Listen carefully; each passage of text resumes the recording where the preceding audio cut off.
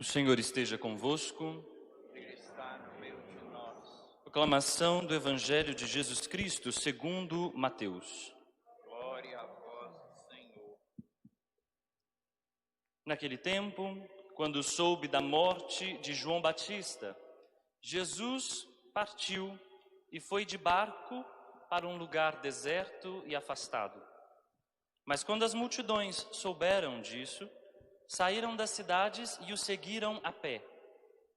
Ao sair do barco, Jesus viu uma grande multidão, encheu-se de compaixão por eles e curou os que estavam doentes. Ao entardecer, os discípulos aproximaram-se de Jesus e disseram: "Este lugar é deserto e a hora já está adiantada. Despede as multidões.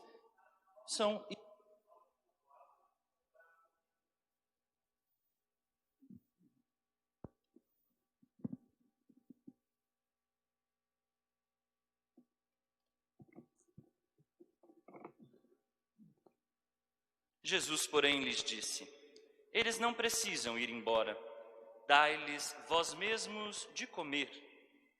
Os discípulos responderam: "Só temos aqui 5 pães e 2 peixes." Jesus disse: "Trazei-os aqui." Jesus mandou que as multidões se sentassem na grama. Então pegou os 5 pães e 2 peixes, ergueu os olhos para o céu e pronunciou a bênção. Em seguida partiu os pães e os deu aos discípulos. Os discípulos os distribuíram às multidões. Todos comeram e ficaram satisfeitos, e dos pedaços que sobraram, recolheram ainda 12 cestos cheios. E os que haviam comido eram mais ou menos 5.000 homens, sem contar mulheres e crianças. Palavra da salvação. Glória a vós, Senhor.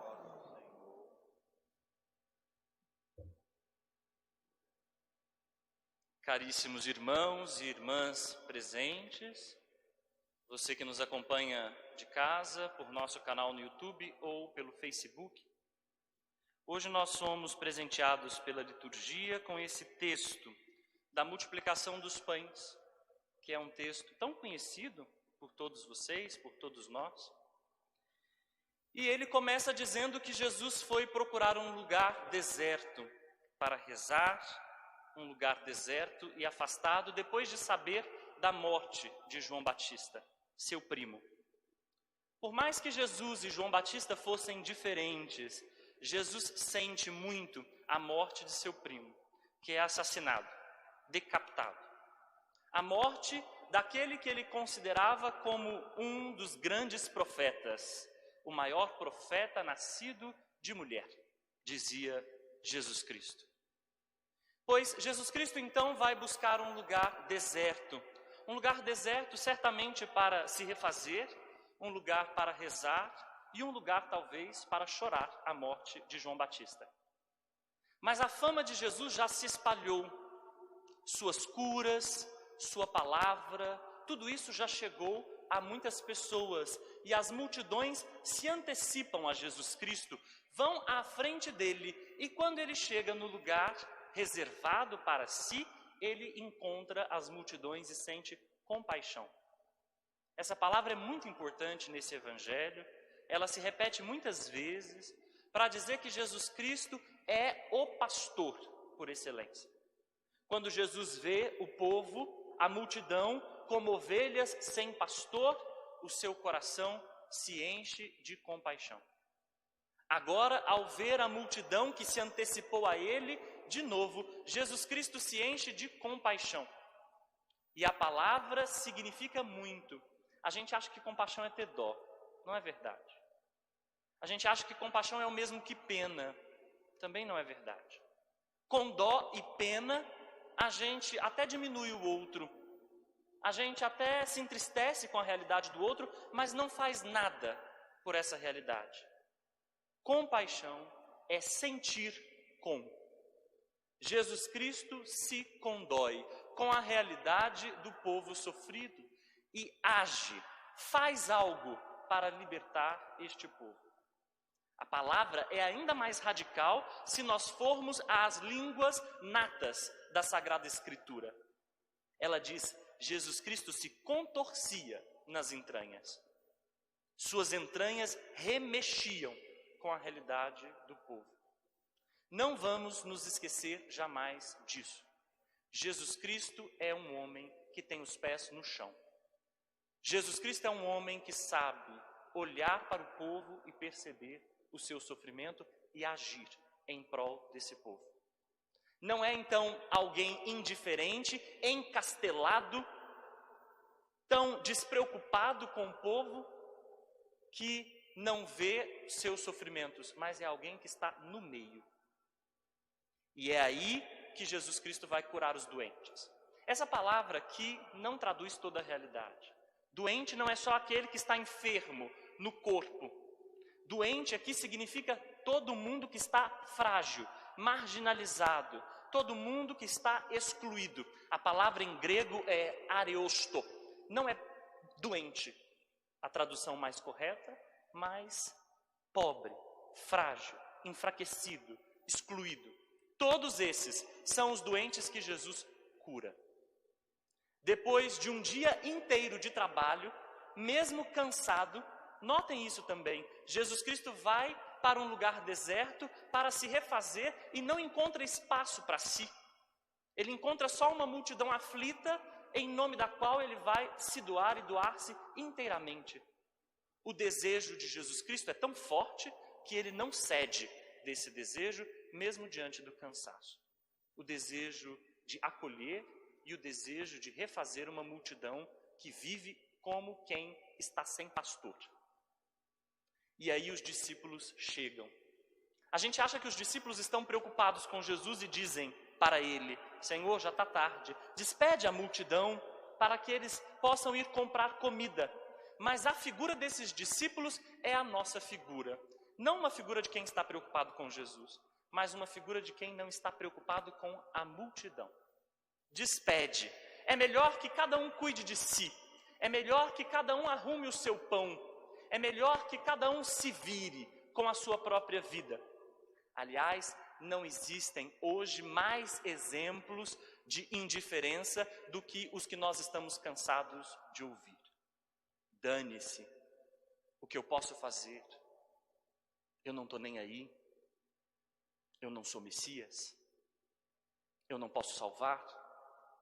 Há muitos retratos de indiferença quando nós também nos colocamos nesse lugar de cada um por si, Deus por todos. Eu cuido só do meu estômago, cada um se vire. Eu cuido só dos meus interesses. Despede, Senhor, estes aí, para que eles possam ir comprar comida. A nossa posição é muitas vezes essa posição de despreocupação com o outro. Por certo, cada um é responsável por seus próprios problemas e dilemas. A gente não pode eximir ninguém de suas próprias responsabilidades, de fato. Mas nós não podemos recair na indiferença, na despreocupação com o outro. E é por isso que Jesus Cristo diz esta que é a frase central desse evangelho. Não mandeis ninguém embora. Poderia dizer Jesus com outras palavras, mas ele diz, eles não precisam ir embora. Dai-lhes vós mesmos de comer. A preocupação de Jesus é preocupação com a barriga, sim. Vejam que Jesus Cristo não tem uma preocupação só espiritual com o povo. Ele tem preocupação não só com a alma, mas também com o corpo cheio de carne e ossos, com esse corpo que padece e que tem fome. Muitos veem nesse relato o relato da Eucaristia, mas não nos enganemos. Se a gente acha que a Eucaristia é alimento espiritual, mas esquece do alimento da mesa diário, nós matamos o sentido espiritual da própria Eucaristia. Jesus Cristo está preocupado com a fome, porque, como eu disse, os doentes são também os marginalizados, os frágeis, aqueles que não têm ninguém por eles. Com esses, Jesus Cristo está intimamente preocupado e quer que os seus discípulos façam algo por eles. A preocupação de Jesus é, portanto, também com a fome, É problema bíblico a fome. É problema da igreja a fome. É problema teológico a fome. É problema de padres a fome. É problema nosso a fome. Não é problema dos governos somente. Não é problema da política somente. Não é problema de quem passa fome. Despeça-os, deixe que eles mesmos cuidem disso. Não, é nosso problema. Porque quando Jesus pede para que os discípulos alimentem os famintos, nós, se quisermos ser discípulos, devemos ouvir essas palavras também. As palavras de Jesus não perderam a autoridade e não perderam também toda a sua vivacidade com o tempo.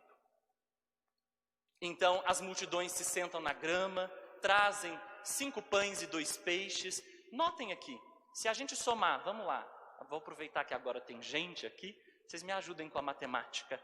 5 mais 2, 7. 7 na Bíblia é número da totalidade. Quer dizer, é simbólico. Então, o que eles têm é suficiente, mas eles não acham que é suficiente. E muitas vezes nós somos assim. Nós achamos que o que nós temos, porque é pouco, não é suficiente. De fato, o que nós temos muitas vezes é pouco. Mas nós acreditamos que, porque é pouco, não basta. E Jesus mostra exatamente o contrário quando pede para todo mundo colocar o que tem em comum. Quando todo mundo coloca em comum o seu pouco, o pouco se torna suficiente. E alimentam 5.000 homens. E o texto diz, ainda as mulheres e as crianças. Ou seja, é um banquete inclusivo, um banquete que não exclui ninguém. E sobram 12 cestos. 12 também é um número simbólico, para representar toda Israel, com suas 12 tribos. Ou seja, às vezes a gente acha que as mãos estão vazias, mas mesmo na vaziez, mesmo com o nosso pouco, quando a gente partilha, o pouco se torna suficiente. Então esse evangelho fala sobretudo de partilha, sobretudo de partilhar a vida, de partilhar o pão, de alimentar não só o espírito, mas também o corpo, e de preocupar-se com o outro. Cuidado, a indiferença é certamente um dos vírus mais letais que nós enfrentamos sempre, e que nós temos enfrentado exclusivamente nesse tempo que estamos vivendo. A indiferença nos corrói desde dentro. Se nós não temos preocupação com a saúde, como Jesus tinha, veja que Jesus cura doentes, e mais do que doentes. Se nós não temos preocupação com a fome, como Jesus tinha, já que ele pede para alimentar os famintos. Se a gente não tem preocupação com os que sofrem, então a nossa comunhão da Eucaristia é completamente sem sentido. E eu posso dizer com toda clareza, sem medo de heresia alguma, o banquete eucarístico é meio, não é fim. É meio para que nós possamos agir. É meio que alimenta e dá coragem para que na vida diária nós possamos partilhar. Peçamos ao Espírito de Jesus que nos ajude a sermos homens e mulheres da partilha.